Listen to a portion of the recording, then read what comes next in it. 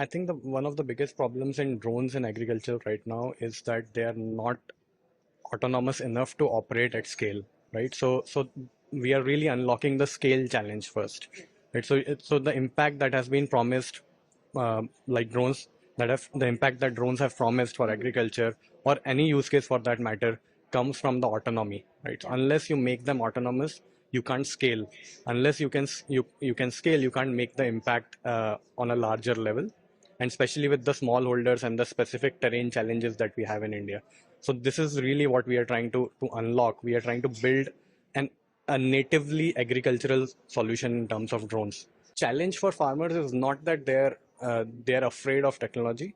The major challenge for farmers is that technology promises better outcomes at the end of the growing season, but it also increases their upfront cost, right? So the real challenge is how can we make sure that farmers don't have to, pay for the AI adoption or the drone adoption out of their own pockets? Because most of the agricultural ecosystem in India works on credit, right? Farmers get credit for every input that you can think of: pesticides, insecticides, fertilizers, seeds, right?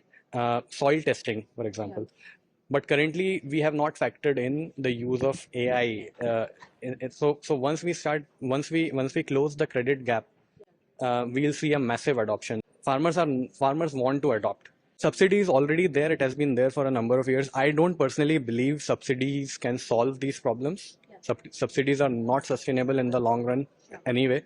I think what we need to look at is different types of credit lines, right? So, for example, banks extend crop loans to farmers.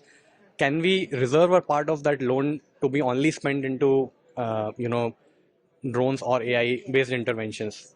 Once that is mandated from a policy perspective, then I think we'll see a massive, large-scale adoption, and then the industry will adapt around that, right? So if you have companies who don't have good solutions, they'll go out of market. The good ones will stay in the market. They will grow. That's just the normal course of things. But you need to really remove that initial roadblock